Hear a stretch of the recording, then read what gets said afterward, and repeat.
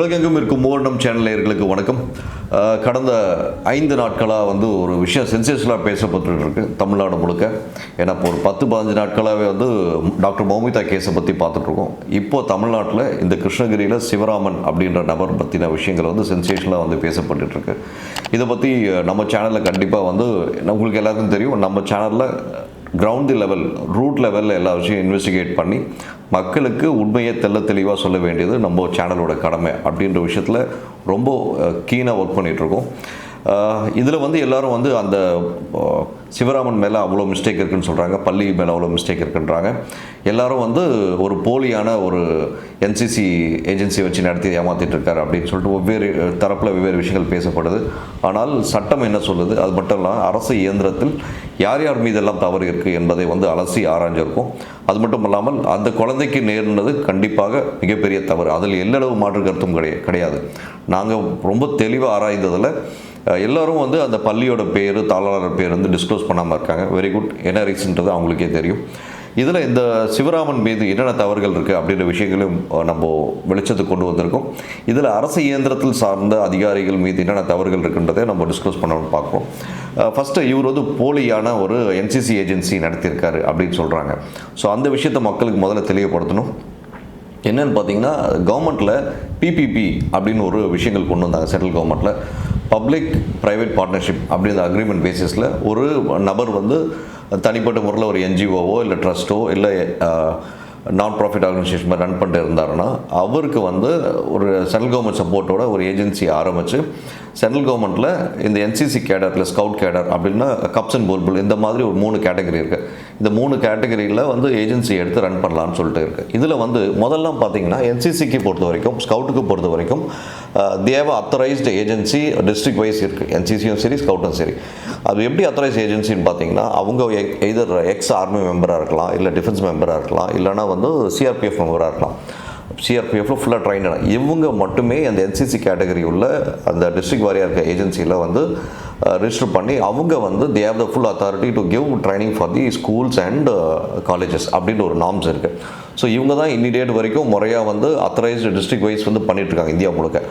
ஆனால் இந்த PPP act வந்ததுக்கப்புறம் ஒரு தனிப்பட்ட நபர் அந்த ஏஜென்சி மாதிரி அவுட் சோர்ஸ் ஒரு கான்ட்ராக்ட் பேசிஸ் மாதிரி எடுத்து பண்ணலான்னு ஒரு ஆப்ஷன் வந்திருக்கு. ஆனால் இவங்களுக்கும் அதே நார்ம்ஸ் தான். Compulsory you should have a CRPF பர்சனோ இல்லை டிஃபென்ஸ் பர்சனோ இல்லை எக்ஸ் மிலிட்ரி மேனோ வச்சு தான் இவங்களும் அதை ஆரம்பித்து பண்ணணுன்றது நார்ம்ஸ் இருக்குது. இந்த பர்டிகுலர் பர்சன் என்ன பண்ணியிருக்காரு, அதில் ஒரு கொஞ்சம் டிவியேஷன் எடுத்திருக்காரு.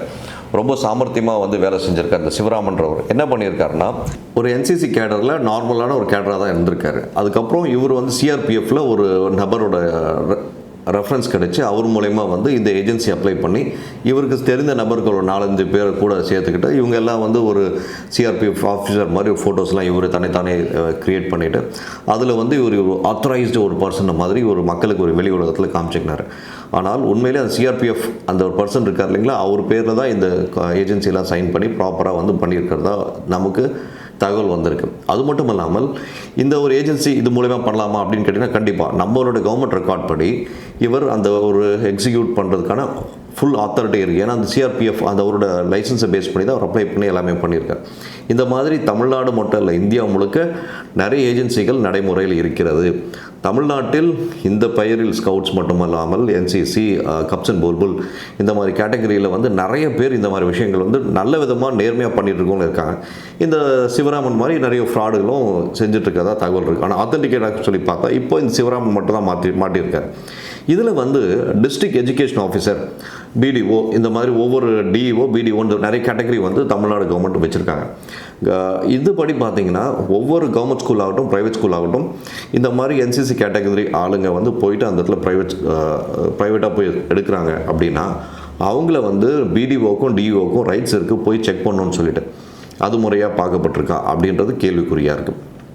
இதே கவர்மெண்ட் ஸ்கூல், இதர் சென்ட்ரல் கவர்மெண்ட் ஸ்கூலாக இருந்தாலும் சரி, ஸ்டேட் கவர்மெண்ட் ஸ்கூலாக இருந்தாலும் சரி, அங்கே ஸ்கவுட்ஸு, என்சிசி, இந்த ஜேஆர்சி இந்த மாதிரி சம்மந்தப்பட்ட தனிப்பட்ட டீச்சரை அப்பாயிண்ட் பண்ணாங்கன்னா அந்த டீச்சரை முறைப்படி செக் பண்ணுறாங்களா அப்படின்றது ஒரு கேள்விக்குறியாக இருக்குது. அது மட்டும் இல்லாமல் இந்த மாதிரி ஒரு ஏஜென்சி மூலயமா வந்த இந்த பர்டிகுலர் சிவராமன் தனிப்பட்ட முறையில் கேம்ப் இது முறையாக வந்து நிறைய இடத்துல வந்து ஆல் ஓவர் இந்தியா ஃபுல்லாக எல்லா இடத்துலையும் வந்து ஜேஆர்சி ஆகட்டும், என்சிசி ஆகட்டும், ஸ்கவுட் ஆகட்டும், கப்ஸ் அண்ட் புல்புல் ஆகட்டும், இது எல்லாமே வந்து எவ்ரி இயர் வந்து ஒரு கேம்பில் சில இடத்துல 2 கேம்ப் நடத்துகிறாங்க. குறைஞ்சபட்சம் 7 நாட்கள் இல்லை 10 நாட்கள் இல்லை 13 நாட்கள் அப்படின்ற மாதிரி கேம்ப் நடந்துகிட்ருக்கு. இதில் இந்த பர்டிகுலர் சிவராமன் என்ன பண்ணியிருக்காருன்னா, ஆகஸ்ட் மாதம் 9ஆம் தேதி வரைக்கும் ஒரு 1 வீக் கேம்ப் நடத்தியிருக்காரு. கரெக்டாக அந்த ஆகஸ்ட் மாதம் 9ஆம் தேதி கடைசி நாள் தான் அந்த ஒரு குழந்தைக்கிட்ட இந்த மாதிரி ஒரு பாலியல் பலாத்காரம் இந்த விஷயம் செஞ்சுருக்காரு. இது ஒரு கேவலமான செயல். ஆனால் அந்த 9ஆம் தேதி செய்யப்பட்ட அந்த ஒரு செயலுக்கு அந்த குழந்தை போய் உடனடியாக அந்த எச்எம் கிட்ட போய் சொல்லியிருக்கு. சொல்லியும் கூட அந்த பர்டிகுலர் எச்எம் வந்து உடனடியாக ஆக்ஷன் எடுக்காமல் பார்த்துக்கலாமா போமா அப்படின்னு சொல்லியிருக்காங்க. இது மிகப்பெரிய தவறாக பார்க்கப்படுது. அந்த எச்எம் வந்து கரஸ்பாண்ட்டை சொல்லி உடனே ஆக்ஷன் எடுத்துக்கணும், எடுக்காமல் விட்டுருக்காங்க.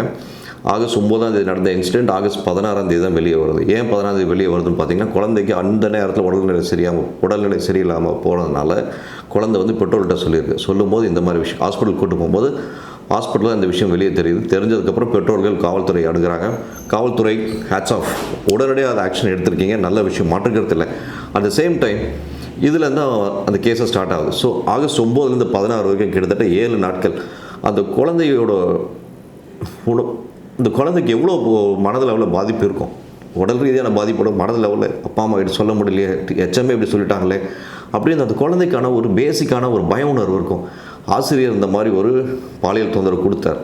அது வந்து அந்த குழந்தை வந்து பெற்றோர்கிட்டையோ வெளியே சொல்ல முடியலனா இவ்வளோ பெரிய மன உளைச்சலை 7 நாள் அந்த அனுபவிச்சிருக்கும்.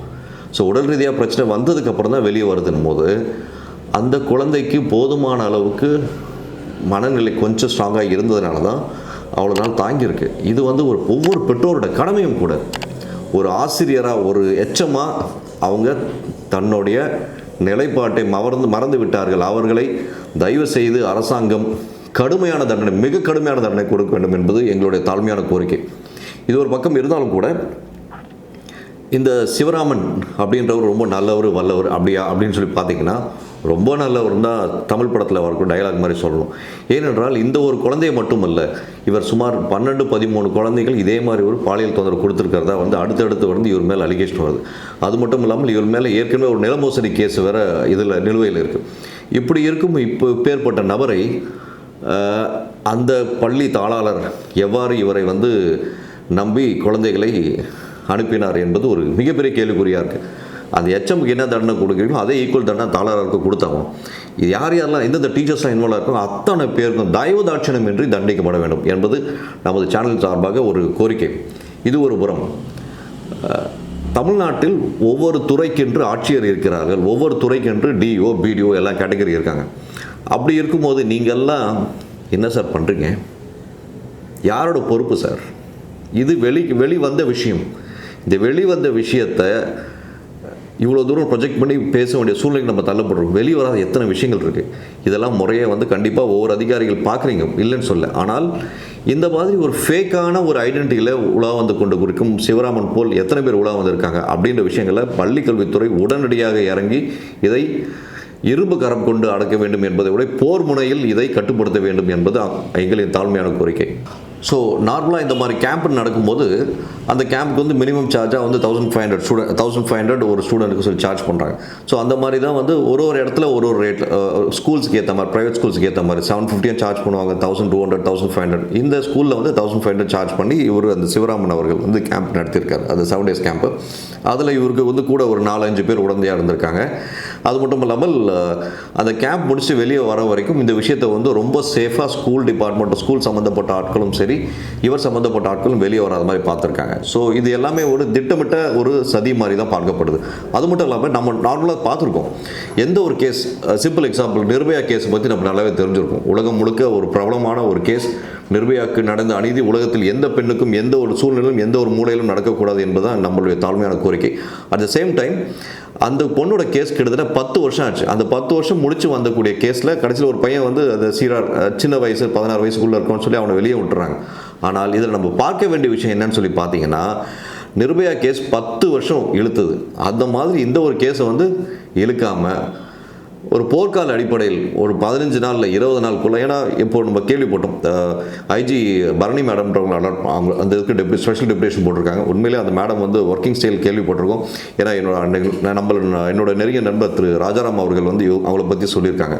அந்த அம்மா டிசியாக இருக்கும்போது இவர் வந்து ஏசியாக ஒர்க் பண்ணியிருக்காரு. அவங்க ஒர்க்கிங் ஸ்டைலை பற்றி சொல்லியிருக்காங்க. ஸோ அந்த அம்மாவோட சின்சியாரிட்டி டெடிகேஷன் நல்லாவே தெரியும். அண்ட் ஒரு பெண்ணுக்கு தான் அந்த பெண்ணோட வழி தெரியும்.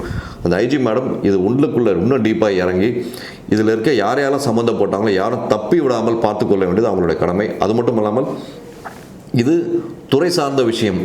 இதில் கல்வித்துறையும் சம்மந்தப்பட்டு இருக்கிறது, காவல்துறையும் சம்மந்தப்பட்டு இருக்கிறது, இன்டெலிஜென்ஸ் டிபார்ட்மெண்ட் சம்மந்தப்பட்டிருக்கு. ஏன்னா இந்த மாதிரியான ஒரு ஏஜென்சி அந்த பர்டிகுலர் மாவட்டத்தில் எத்தனை வருஷமாக நடக்குது, இவங்க எத்தனை கேம்ப் இதை மாதிரி நடத்தியிருக்காங்க அப்படின்றத சர்வே எடுக்க வேண்டியது இன்டெலிஜென்ஸோட கடமை. காவல்துறை தெளிவாக சொல்லியிருக்காங்க. அவனை பிடிக்க போகும்போது ஸ்லிப்பாகி கீழே விழுந்துடுறான். கீழே விழுந்ததுக்கப்புறம் அவனுக்கு காலில் முறிவு ஏற்படுது. அப்போ ஹாஸ்பிட்டலில் ட்ரீட்மெண்ட்டுக்காக போகிறான். ட்ரீட்மெண்ட்டுக்காக போகும்போது அப்போ வந்து அந்த சிவராமன் சொல்கிறாரு தான் வந்து எலி மருந்து கொடுத்தாருன்னு சொல்லிட்டு.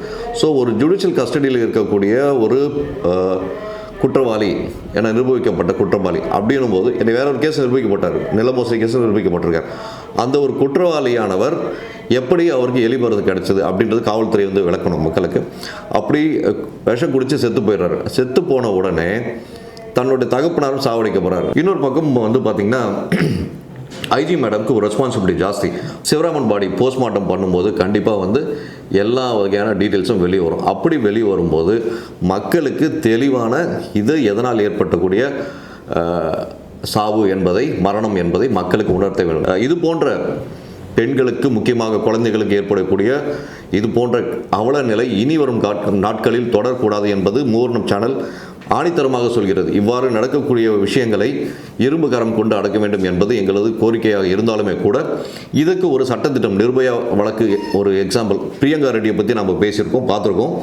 பிரியங்கா ரெட்டி எல்லாருக்கும் தெரியும், ஹைதராபாத்தில் நடந்த விஷயம். அந்த விஷயத்துக்காக அந்த 4 அதிகாரிகள் வந்து அந்த 4 பேரை சுட்டு கொண்டாங்க. சுட்டு கொண்டதுக்கப்புறம் உலகம் முழுக்க இருக்க முக்கியமாக ஆக்ட்ரஸ்லேருந்து ஆட்சியர் எல்லாரும் சந்தோஷப்பட்டு நிறைய பேர் ட்வீட் போட்டாங்க. ட்வீட் போட்டு உண்மையிலே அந்த அதிகாரிகளை பாராட்டுறோம் அப்படி இப்படின்னு போட்டிங்க. நல்ல விஷயம். அதுக்கப்புறம் பார்க்கும்போது 3 வருஷம் கழிச்சு அந்த அதிகாரிகள் சஸ்பெண்ட் செய்யப்படுகிறார்கள். ஏன் சஸ்பெண்ட் செய்யப்படுகிறார்கள் பார்த்தீங்கன்னா ஹியூமன் ரைட்ஸ் டிபார்ட்மெண்ட் உள்ளே வருது. ஸோ நான் முதலே சொன்ன மாதிரி பள்ளிக்கல்வித்துறை, காவல்துறை, இன்டெலிஜென்ஸ் இதெல்லாம் டிபார்ட்மெண்ட்டோட சேர்த்து அடிஷ்னலாக ஹியூமன் ரிசோர்ஸ் உள்ளே வருது. இந்த ஹியூமன் ரிசோர்ஸ் உள்ளே வந்து என்ன நடக்க போகுதுன்னா, இப்போ சிவராமன் செத்து போயிட்டார். செத்து போனதுக்கப்புறம் இப்போ எல்லாருமே ஓரளவுக்கு திருப்தி ஆகிடும். ஆனால் எதனால் நடந்து ஏது நடந்து இன்வெஸ்டிகேட் ரிசல்ட் வரதுக்குள்ளே இந்த ஆஃபீஸர்ஸ் மேலே ஒரு 1 இயர் கழிச்சு ஆக்ஷன் எடுக்க ஹியூமன் ரிசோர்ஸ் முன்னாடி வரும். ஹியூமன் ரிசோர்ஸ் உண்மையிலே செயல்படுறது உண்மையானால் இது போன்ற தவறுகள் எங்கு எதனால் நடக்குது என்பதை ஆராய வேண்டும். ஆராய்ந்து நடக்கும் முன் தவிர்ப்பது நல்லது. நடந்த பின் நீங்கள் ஆந்திராவில் பண்ண மாதிரி இங்கே வந்து தமிழ்நாட்டிலையும் அந்த மாதிரி விஷயங்கள் எதுவும் செய்யாமல் முறையாக இனி வரும் நாட்களில் இது போல பெண்களுக்கும் குழந்தைகளுக்கும் ஏற்படக்கூடிய விபத்துகளை, அக்கிரமங்களை தடுக்க நடவடிக்கை எடுக்க வேண்டும் என்பது எங்களுக்கு தாழ்மையான கோரிக்கை. மீண்டும் ஒரு நல்ல சந்தர்ப்பத்தில் நல்ல விஷயத்தில் பேசுவோம். நன்றி, வணக்கம்.